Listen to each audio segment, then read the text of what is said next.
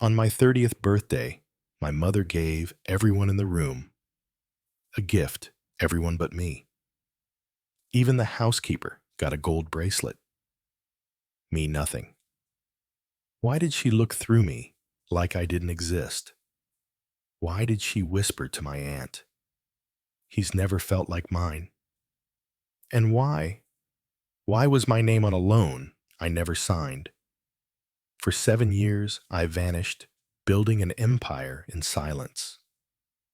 Now, I'm back holding a $50 million contract and a secret that will burn them all. They thought I was gone for good. They thought wrong. Hello, my name is Noah Reed, and what I'm about to tell you isn't some sad sob story or a call for sympathy. It's just the truth. My truth. The kind that twists in your gut at 3 a.m. when the people who were supposed to love you didn't. I was 30 years old when it all came crashing down. Or maybe when it all came together. I hadn't seen my family in almost 8 years. I left home at 22. Cut ties, burned bridges, ghosted birthdays, and Christmas dinners. At first, it was just space I needed. Then it became survival. They never asked why, and I never offered. But for some reason, some idiotic, deeply buried part of me thought maybe turning 30 could be a full circle moment. A chance to come home and be seen again. Maybe even loved. So I showed up. Everyone was there. My mom's stepdad, cousins, aunts, uncles, even the damn family dog I thought was dead. And the house, God, the house was dripping in decorations.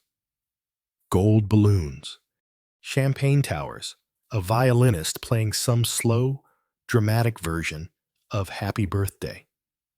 It wasn't subtle. My mother June floated around the room in that red dress she only wore when she wanted the world to worship her. She was smiling, laughing, handing out gifts like she was Santa Claus with a Prada budget. She gave my cousin a Rolex. My uncle got a new iPad. The housekeeper, yes. Even the housekeeper received a gold bracelet and a handwritten note. I stood there confused, smiling, awkward, waiting and waiting. But when the last gift was handed out and the music shifted to something more upbeat, I realized that was it. There was no gift for me. Not a card, not a hug, not even a damn balloon with my name on it. She looked right past me like I wasn't there. Like I hadn't flown across the country just to be seen by the woman who raised me. At first, I tried to laugh it off. Maybe she's saving the best for last, I joked to my cousin. He just sipped his drink and looked away. But it wasn't the missing gift that hit the hardest. It was what I heard 2 hours later when I passed by the kitchen and heard my mother's voice, low, cold. She was talking to my Aunt Diane. "He's never felt like mine," she said, "even when he was little. Something in me just couldn't connect. I kept hoping it would change, but it never did." I froze. She wasn't angry. She wasn't emotional. She sounded real relieved, like she was finally saying what she'd always believed. And suddenly, everything made sense. The distance, the judgment, the way she always said I was too sensitive, too dramatic, too much. I wasn't too much. I was just never hers. After that night, I didn't stay. I walked out quietly with no confrontation, no accusations, no drama. But inside, something cracked wide open. And something else. It started to burn. I guess now is the time to tell you a little more about who I was before that moment. I didn't go to Harvard. I wasn't a golden child, but I worked. After leaving home, I started from the bottom.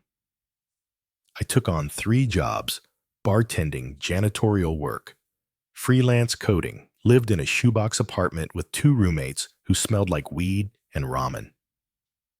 I taught myself everything I know about software, cybersecurity, and AI through free online courses and sleepless nights.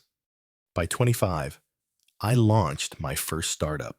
It failed, but the second one didn't. Neither did the third. At 28, I co-founded a tech security firm that quietly landed contracts with 2 major global banks. By 29, we were in talks for acquisition. And by 30, I was sitting on a personal net worth of just under $50 million. Not that my family knew. I never posted about it, never bragged.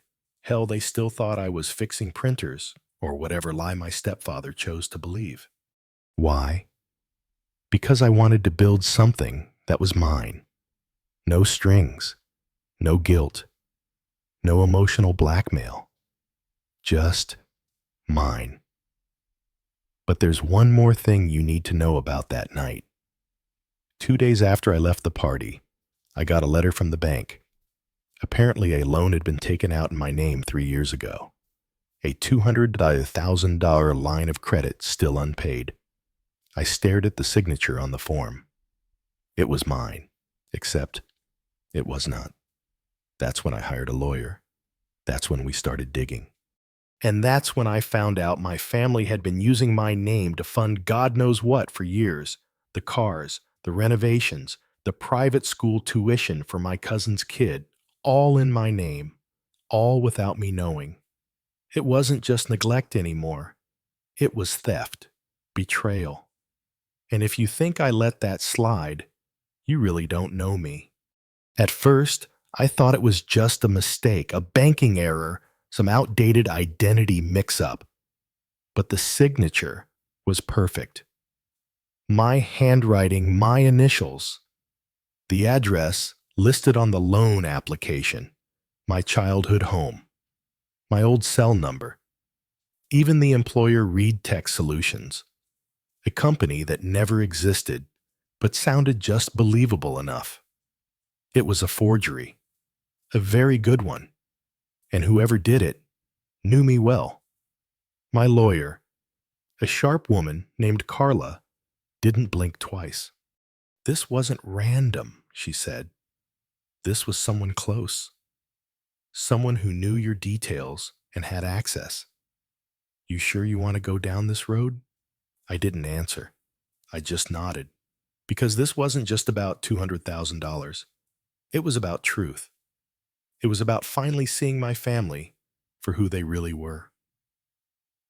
We started digging, quietly. I requested old credit reports. Carla subpoenaed the loan documents. Within 2 weeks, the picture got clearer. 3 loans, all taken under my name, all connected to the same IP address, my stepfather's home office. The addresses for fund transfers matched my cousin Travis's bank account, and the renovation permits on my mother's house filed under Noah Reed Construction Services, a fake business using my name to funnel cash into their projects. It wasn't just one person. It was all of them.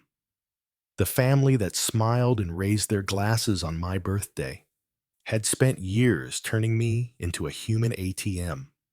Worse yet, they never expected I'd come back. They never thought I'd find out, because to them, I was the ghost, the disappointment, the one they quietly erased the moment I walked out that door at 22. I don't remember when the rage started, but I do remember the moment it crystallized into purpose.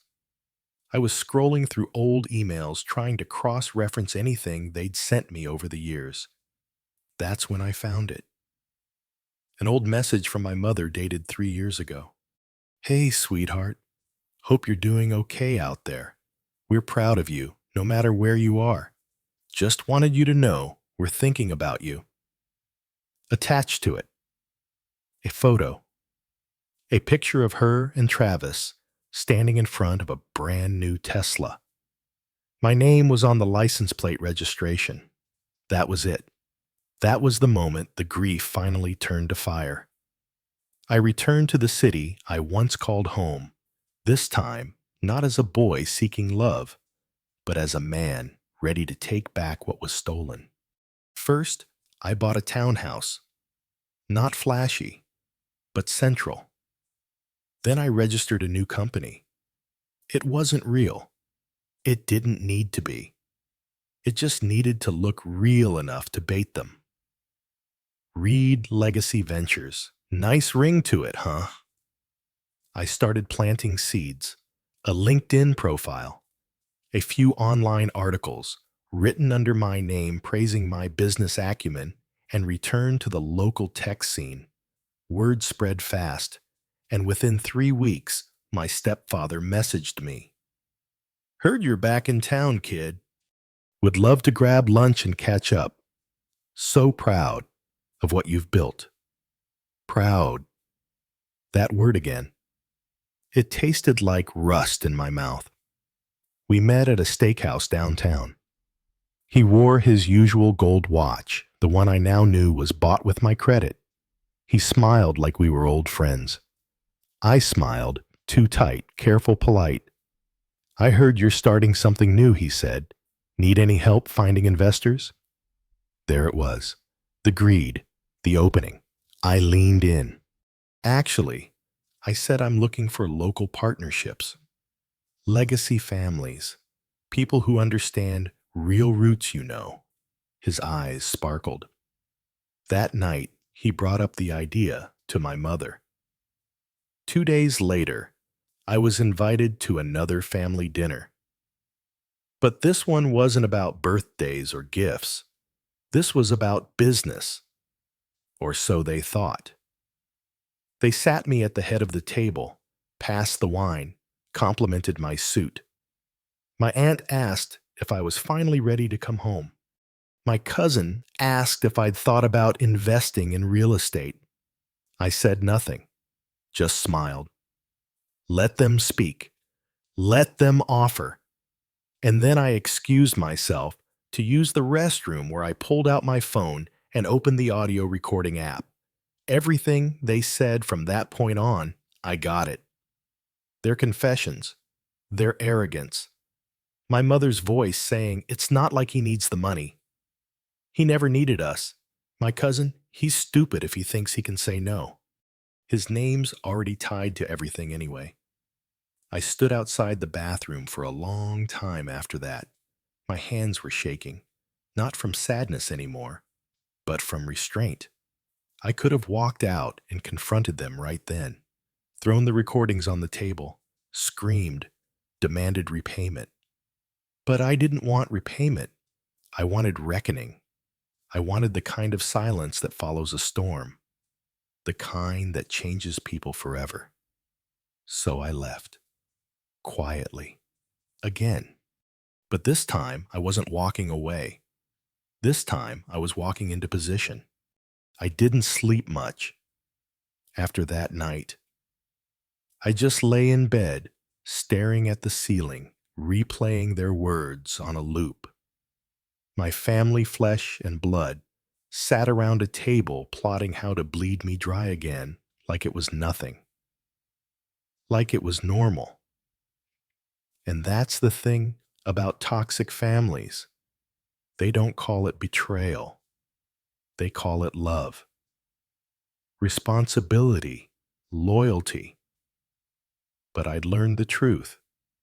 Their kind of love only flows one way until you cut the faucet. It was time to turn it off. For good. The first move I made was quiet. I met with Carla again. We filed for identity theft, launched a formal fraud investigation, and froze every financial account tied to my name. That included the fake businesses, the mortgages, the credit lines.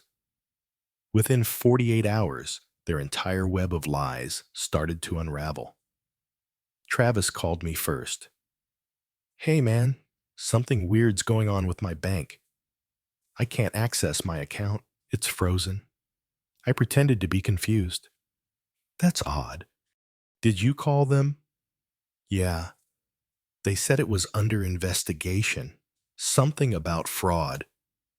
His voice was panicked, but still entitled, like he expected me to fix it. I'm sure it's a mistake, I said. Keep me posted. Click. 2 hours later, my mother called. Noah, we need to talk. Her tone was clipped, controlled, like a CEO managing a PR crisis. I just heard from the bank. The house line of credit is frozen. What the hell is going on? I could feel the heat rising in my chest, but I kept my voice cold. I think you already know, June. She went silent. Then, you're doing this, aren't you? I didn't answer.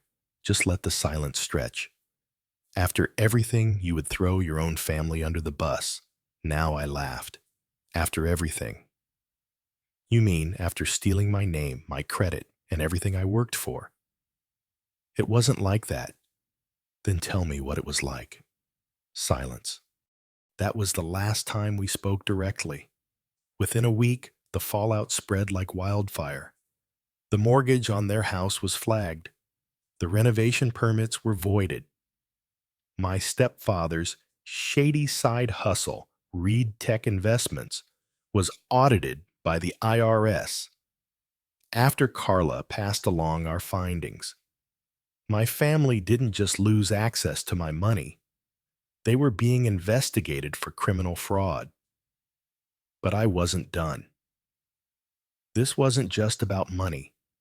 This was about dignity, about truth, about reclaiming a childhood built on lies.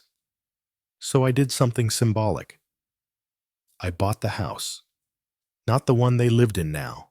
No. The original one. The one I grew up in. The one they sold years ago when the market dipped and they needed fast cash. I found it through a friend in real estate, made a quiet cash offer, and closed in 10 days.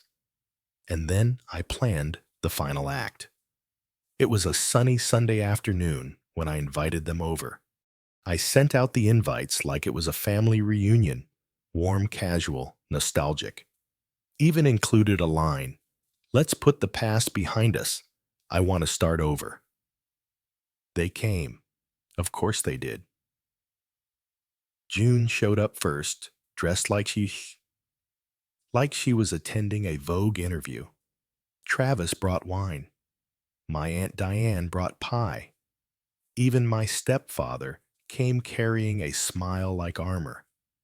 They walked through the front door, not realizing they were stepping into a moment they'd never forget. I waited in the living room, calm, composed. On the coffee table sat a thick folder neatly bound with tabs and exhibits. "Welcome back," I said. They looked around confused. "This place feels familiar," my aunt whispered. "It should," I said.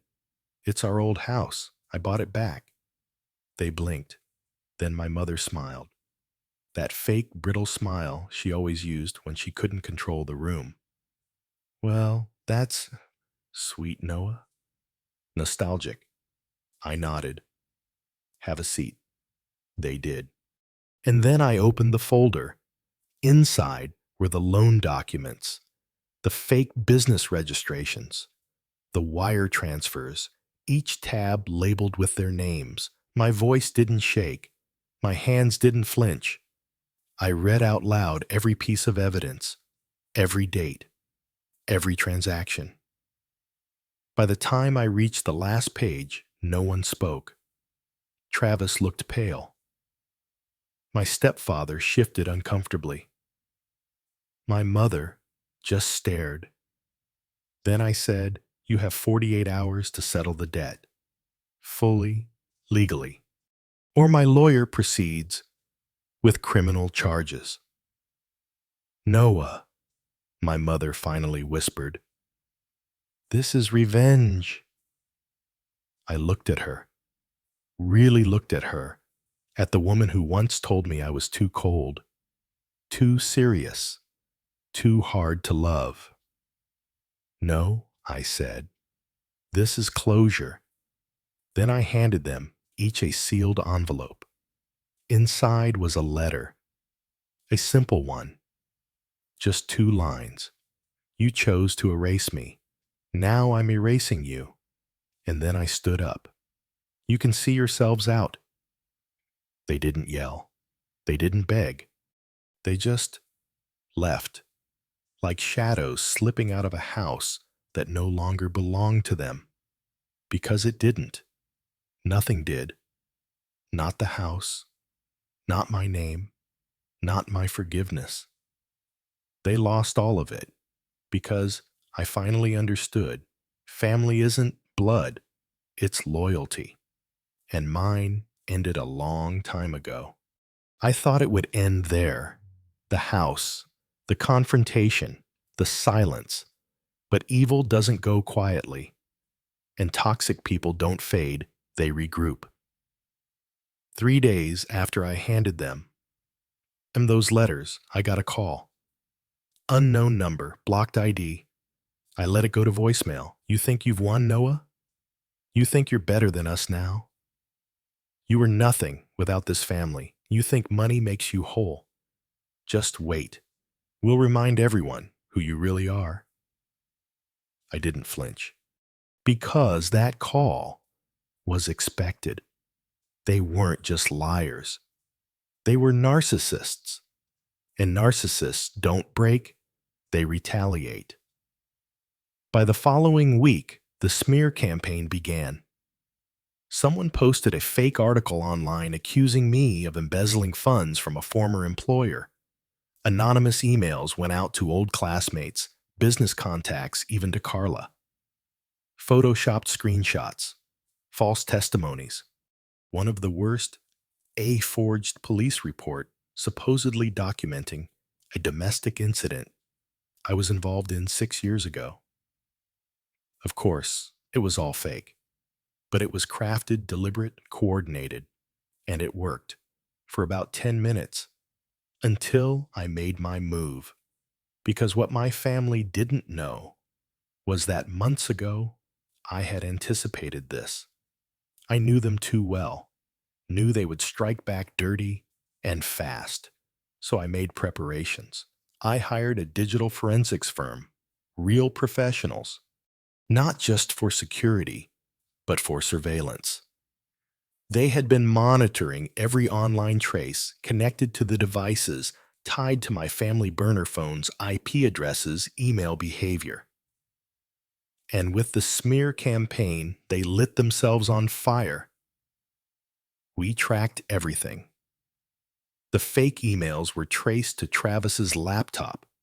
The falsified screenshots were created on my aunt's work computer. The IP address behind the embezzlement article, my mother's neighbor's Wi-Fi, the same one her phone automatically connected to when she walked past it every day. Carla laughed when I showed her the reports. Sweetheart, you just gift-wrapped a conspiracy case. They're toast. But I wasn't done. Because karma is good, but public karma. That's justice, so I made a call. Not to the police, not to a lawyer, to a journalist. Her name was Lena Marks, and she specialized in long-form exposés on white-collar crime, financial fraud, and corrupt family dynasties. She'd been chasing a story for months, a big local one. Something about real estate scams and identity theft. When I told her my name and said, "You might want to hear this over coffee," she booked a table in under an hour. We talked. I gave her everything, the emails, the recordings, the contracts, the forged documents, even the family dinner tape. She couldn't believe it.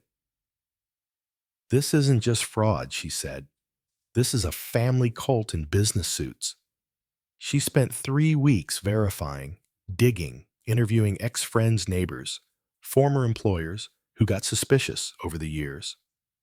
And then one Friday morning at 7:30 a.m., the headline dropped, "The Reed Deception," inside the tech prodigy's family who stole millions and tried to destroy him. It went viral in less than an hour. The article was brutal, detailed, every lie exposed, every trick revealed. There was even a full section called "When Your Mother is Your First Betrayal." Social media exploded. People were horrified, outraged. The comments flooded in. This poor man built something from nothing, and his family tried to ruin him. This is the stuff movies are made of. How do you recover when the people who raised you are your biggest enemies? The best part? Every person who read it now knew. The truth wasn't locked in a folder anymore. It lived online, forever. The fallout came fast. My cousin Travis was fired from his job. Apparently, he used company funds to pay for the smear campaign. My aunt lost her teaching license due to ethical violations from forging state documents. My stepfather's investment firm was blacklisted pending federal investigation. And my mother, she vanished. No public statements, no apologies. She just disappeared. But I know she saw it, because 2 nights after the article dropped, I got a text. No name, just a number I didn't recognize. I didn't know how to love you. I only knew how to control you. I'm sorry. Mom. I didn't respond, because that wasn't love. That was shame too little too late. And here's the twist. The one no one saw coming, not even them. You see Reed Legacy Ventures, the fake company I used to bait them. It became real. After the dust settled, the name gained attention. Investors reached out. Entrepreneurs offered collaboration. And I thought, why not? So I built something, not for revenge, not for recognition, but for me, a foundation to help victims of family fraud, toxic inheritance, emotional abuse masked as tradition. We offered legal support, financial guidance, mental health resources, and we called it the Eddas, the unchosen ones, because people like me, we never get picked. We get used, and then we rise. People sometimes ask me if I regret anything, if I wish I'd handled it differently, been kinder, more forgiving. And I tell them this, I gave them 30 years of silence, of loyalty, of love they never returned. They gave me pain. So I gave them something back, not revenge, not violence, truth, the kind that burns. And now I'm free. It's funny how quiet the world gets when the noise dies down. The kind of silence you notice, not because it's empty, but because it's finally clean. Months have passed since the article, since the fallout, since I stopped waking up in fight or flight mode, waiting for another betrayal from someone with my last name. I have moved, again, this time not to run, not to hide, but to choose. A place by the coast. It's not grand or flashy, just sunlight, wood floors, ocean air, and peace. And that's more than I ever thought I'd have. I still carry scars. You don't grow up in a house like that and walk away untouched. I still flinch at the sound of sudden yelling. Still double-check locks at night. Still hesitate before trusting people who smile too easily. But I'm healing. Not in some grand Instagrammable way, in quiet ways. I journal, I cook, I volunteer, I laugh more, really laugh. not the fake polite chuckle I perfected at age 12. And sometimes I cry, not from sadness, but from relief, because for the first time, my life is mine, fully, finally.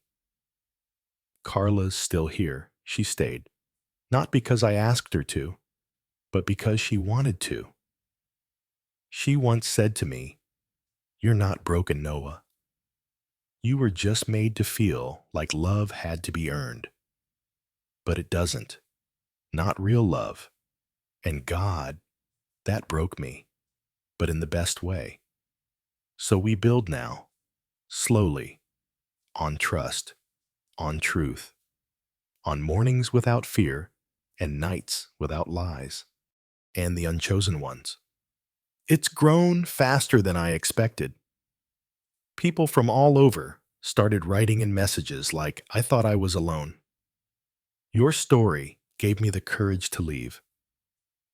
I didn't know emotional abuse could come from your own mother.